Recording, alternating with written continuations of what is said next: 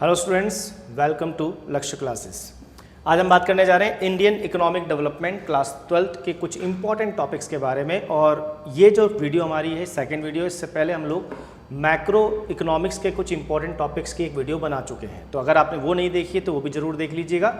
और ये जो वीडियो है इसमें आपको मिलेंगे आपके अपकमिंग पेपर जो कि 19 को आपका पेपर है इकोनॉमिक्स का, उसके लिए कुछ इंपॉर्टेंट टॉपिक्स। और स्पेशली इस वीडियो के लिए आपके लिए बहुत इंपॉर्टेंस भी है, क्योंकि पूरे साल हम लोग इंडियन इकोनॉमिक्स पर ज़्यादा ध्यान देते नहीं, हम लोग मैक्रो ज़्यादा पढ़ते हैं। इंडियन इकोनॉमिक्स क्योंकि हमें थ्योरिटिकल लगती है, हम लोग ज़्यादा फोकस नहीं करते हैं।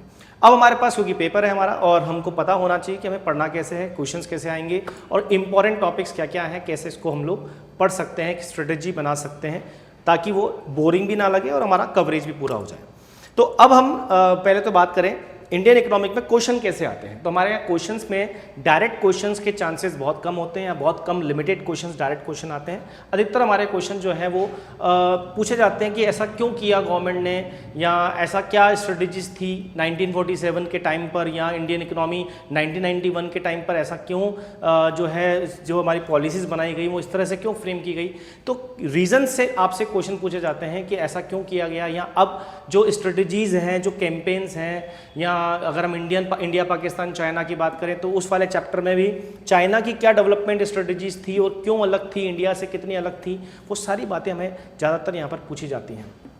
तो अब मैं आपके साथ बात करता जाऊँगा, टॉपिक उठाता जाऊँगा और क्वेश्चन से बताता जाऊँगा कि कैसे कैसे क्वेश्चन हमारे पास बनते हैं। तो स्टार्ट करते हैं हमारे चैप्टर नंबर 1 के साथ। चैप्टर नंबर 1 जो हमारा है Indian economy on the eve of independence. देखो पढ़ना कैसे है, सबसे पहले तो आप क्या करो, चैप्टर 3 जो चैप्टर हमारे हैं, चैप्टर नंबर 1, चैप्टर नंबर 2 और चैप्टर नंबर 3, इन 3 चैप्टर्स को कभी भी यूँ मत समझें कि अलग चैप्टर है। ये तीनों चैप्टर में अल्टीमेटली हुआ क्या है, इन तीनों चैप्टर में हमें सिखाया गया है, बताया गया है कि इंडियन इकोनॉमी जो है उसकी प्रॉब्लम्स क्या हैं और क्या प्रॉब्लम रही थी इंडिपेंडेंस के टाइम पर भी। अगर हम बात करें इन तीनों चैप्टर्स में तो इंडियन इको की हमारी मेनली जो है इश्यूज की बात हुई है, और वो इश्यूज जो थे वो 1947 मतलब जब हमें इंडिपेंडेंस मिली उस समय क्या क्या थे। तो वो पहला चैप्टर जो पूरा है वो उन इश्यूज के बारे में बताता है। इसके बाद हमारा जो चैप्टर है वो 1950 से 1990 तक चलता है यहाँ, और इसके बाद 1991। अब यहाँ तो हम बात करते हैं इश्यूज की कि हमारे प्रॉब्लम्स क्या थे, यहाँ हम बात करते हैं रिफॉर्म्स की कि हमने इसमें सुधार या इंप्रूवमेंट्स क्या किए, और इसके बाद आ गई हमारी न्यू इकोनॉमिक पॉलिसी जो कि वैसे ही रिफॉर्म्स की बात करती है, जिसमें हम लिबरलाइजेशन, प्राइवेटाइजेशन और ग्लोबलाइजेशन की बात करते हैं। तो देखो पढ़ना कैसे है, पहला चैप्टर इश्यूज इश्यूज इश्यूज। यहाँ हम इंडियन इकोनॉमी के बारे में कोई अच्छी बात करेंगे ही नहीं, जो भी कुछ है वो ब्रिटिश रूल ने क्या किया, एग्रीकल्चर सेक्टर, इंडस्ट्री सेक्टर और फॉरेन ट्रेड। अब पढ़ना कैसे है कि इन 3 चैप्टर में 3 सेक्टर्स के बारे में पढ़ना है टोटली। 3 सेक्टर हमारे कौन से, पहला सेक्टर हमारा जो है वो हमारे लिए हो जाता है एग्रीकल्चर वाला सेक्टर, सेकंड हमारा इंडस्ट्रियल सेक्टर, और थर्ड हमारा जो हो जाता है वो हो जाता है फॉरेन ट्रेड सेक्टर। अब आप पूरा इन तीनों चैप्टर में इसी के बारे में पढ़ने जा रहे हो। जैसे पहला चैप्टर पढ़ोगे तो आप पढ़ोगे एग्रीकल्चर के बारे में, तो एग्रीकल्चर की क्या प्रॉब्लम्स थी, तो आपने वो जमींदारी सिस्टम पढ़ा होगा, फ्रेगमेंटेड होल्डिंग्स पढ़ी होंगी, और भी आपके जो प्रॉब्लम्स हैं वो सारे आपने से पढ़ी होगी। इसके बाद आपने इंडस्ट्रियल सेक्टर की प्रॉब्लम्स पढ़ी होंगी। इंडस्ट्रियल सेक्टर में हम लोग बात करते हैं कि हैंडीक्राफ्ट बिजनेस हमारा खत्म हो गया, और उसके बाद जो ब्रिटिश थे उन्होंने जो है डिस्क्रिमिनेशन टैरिफ पॉलिसीज़ लगा रखी थी, जिससे कि हमारा जो एक्सपोर्ट है, हमारा रॉ मटेरियल बाहर जाता था। फॉरेन ट्रेड के अंदर वो चीज़ें कवर हैं कि हमारा जो है हम लोग इंडिया एक नेट एक्सपोर्टर था। ये हमारी प्रॉब्लम्स थी, और ये ऐसा क्यों किया गवर्नमेंट ने, उस टाइम ब्रिटिश रूल ने वो अपने फ़ायदे के लिए किया। ये सारी बातें आपको इसके अंदर पढ़नी होती हैं। क्यों हमारा कंट्री जो था वो नेट एक्सपोर्टर था उस टाइम पर, ये आपको पता होना चाहिए, क्योंकि उस टाइम लोग रॉ मटेरियल एक्सपोर्ट करते थे। British government raw material export करती थी इंडिया से और इंपोर्ट करवाती थी फिर ब्रिटेन से उसको फिनिश गुड्स के तौर पर, ताकि वो इंडिया में बेच सके। और इसके अलावा फॉरेन ट्रेड में उन्होंने लिमिटेड जो है रिस्ट्रिक्शंस लगा रखे थे कि आप लिमिटेड कंट्री के साथ ही जो इंडिया है वो फॉरेन ट्रेड कर सकती है। ये हमारी प्रॉब्लम्स थी। इसके बाद हमारा थोड़ा सा ऑक्यूपेशनल स्ट्रक्चर की प्राइमरी जो सेक्टर है, सेकेंडरी सेक्टर है, टर्शरी सेक्टर है, इसमें कितनी पॉपुलेशन हमारी एंगेज थी, इसका थोड़ा सा परसेंटेज आपको पता होना चाहिए at the time of independence. और लास्ट हमारे पास गुड इम्पैक्ट क्या रहे भाई ब्रिटिश रूल में। कुल मिलाकर उन्होंने हमारी इंडियन इकोनॉमी को, अगर आप पढ़ेंगे पहले वाला टॉपिक वो हमारे फीचर्स हैं, इंडियन इकोनॉमी के फीचर्स क्या रहे, तो आप पढ़ते हैं कि हमारी जो इकोनॉमी थी वो बैकवर्ड थी, और इसके बाद हमारी इकोनॉमी जो थी वो मेनली एग्रीकल्चर पे डिपेंड थी, ब्लिक इंडस्ट्रियलाइजेशन था। तो यहाँ पर कुछ अच्छे बातें भी हुई क्या जो ब्रिटिश रूल करके गए हमारे इंडियन इकोनॉमी के ऊपर। तो हाँ, उन्होंने इंफ्रास्ट्रक्चर पे काम किया, हालांकि अपने फ़ायदे के लिए किया बट हमारे लिए किया, उसका फ़ायदा हमें मिला। उनका लॉ एंड ऑर्डर, उनका एडमिनिस्ट्रेशन, उनका इंफ्रास्ट्रक्चर, उनका रेलवेज पर काम करना, उसके बाद पोस्ट एंड टेलीग्राम पे काम करना, ये सारी चीज़ें जो हैं ये हमारे एक कंट्री के ऊपर एक गुड इम्पैक्ट डाल के गई इंडिया हमारी इकोनॉमी के ऊपर। ठीक है, ये हमारा चैप्टर नंबर 1 होता है। अब आगे यही बात ध्यान रखेंगे, अगले चैप्टर में क्या है, अगेन अगले चैप्टर में चैप्टर नंबर 2 में हुआ क्या है, रिफॉर्म्स हुए हैं। 1950 से 1990 तक का चैप्टर है, क्या क्या रिफॉर्म्स हुए, क्या क्या सुधार हुए। तो अब बात करते हैं, हम लोग आ जाते हैं चैप्टर नंबर 2 में। मैं अगेन बोल रहा हूँ चैप्टर रिफॉर्म्स का है। जो प्रॉब्लम्स आपने पढ़ी हैं चैप्टर नंबर 1 में, उन्हीं में जो सुधार हुआ, इंप्रूवमेंट हुआ, वो चैप्टर नंबर 2 बताता है क्या क्या सुधार हुआ। तो अगर हम बात करें एग्रीकल्चर सेक्टर की, तो एग्रीकल्चर सेक्टर में हमारे लैंड रिफॉर्म्स और टेक्निकल रिफॉर्म्स आप पढ़ेंगे। लैंड रिफॉर्म मतलब जमीन से जुड़े हुए जो रिफॉर्म्स थे वो क्या हुए, तो जमींदारी सिस्टम खत्म हो गया था। इसके बाद जो है फ्रेगमेंटेड होल्डिंग जो है वो कंसोलिडेटेड होल्डिंग हो गई थी, सीलिंग ऑफ लैंड होल्डिंग हो गई थी। इसके अलावा जो है रेंट का एक स्टैंडर्ड बना दिया गया था, कितना मैक्सिमम रेंट चार्ज कर सकते हो आप। इसके बाद अगर हम बात करें टेक्निकल रिफॉर्म्स के, तो यहाँ पर आपको क्या पढ़ना है, ग्रीन रेवोल्यूशन पढ़ना है। ग्रीन रेवोल्यूशन में हम लोग यूज ऑफ HYV सीड्स वगैरह की बात करते हैं।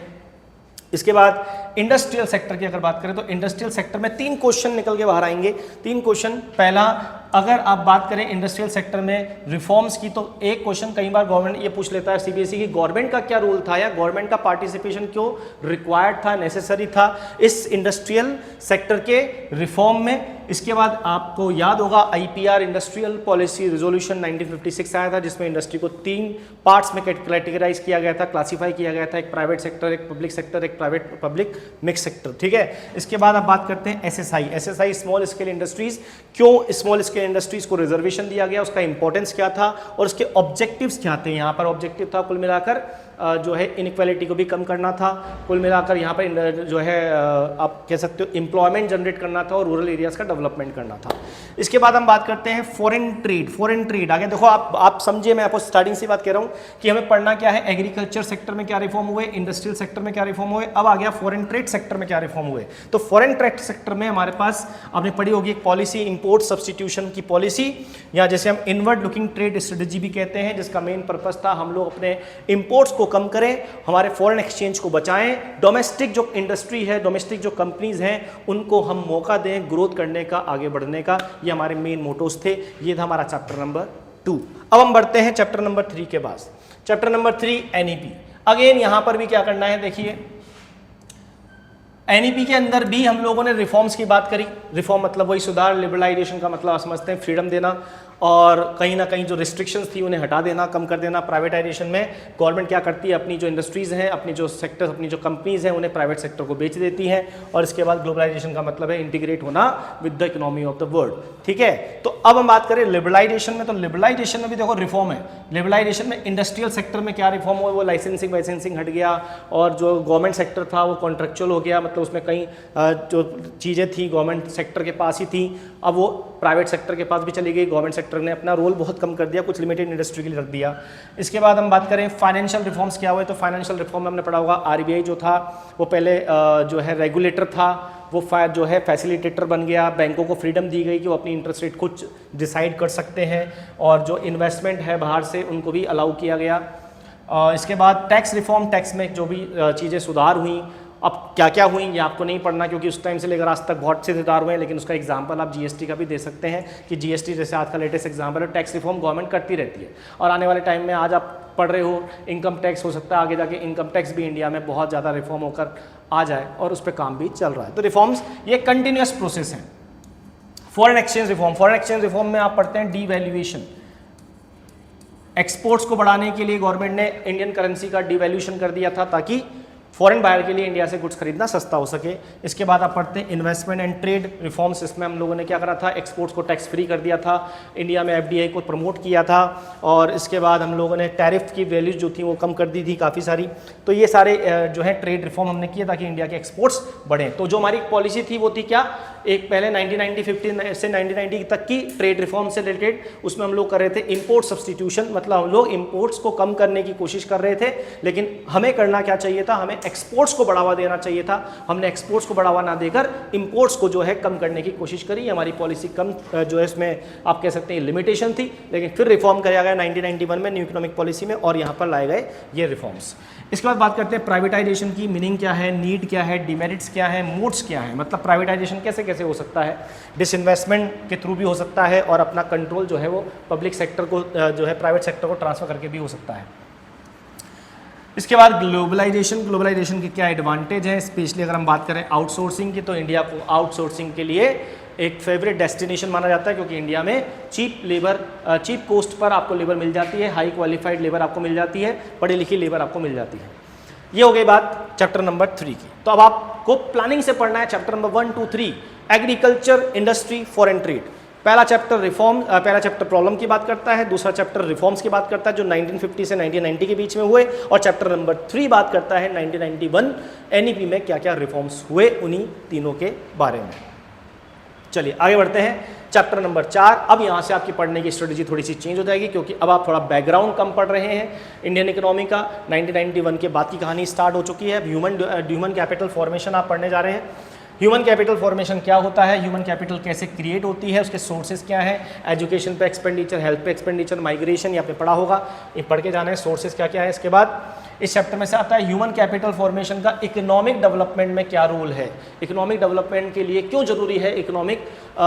ये देखो मैं बताता हूँ क्वेश्चंस कैसे बनते हैं। तो यहाँ पे क्वेश्चंस आपसे आपकी स्टडी के बेस पर, आपकी बुक की आपने जो नॉलेज ली है उसके बेस पर आपसे क्वेश्चंस रेज किए जाएंगे कि भैया आप बताओ आपने क्या पढ़ा है। आप कैसे बता सकते हो कि भैया ह्यूमन कैपिटल हमारे लिए क्यों इंपॉर्टेंट है, उसका रोल क्या है हमारे इकोनॉमिक डेवलपमेंट के लिए। सीबीएसई जानना चाहता है कि बच्चे ने ये बात समझी कि नहीं समझी कि ह्यूमन कैपिटल की इंपॉर्टेंस क्या है हमारी कंट्री के लिए।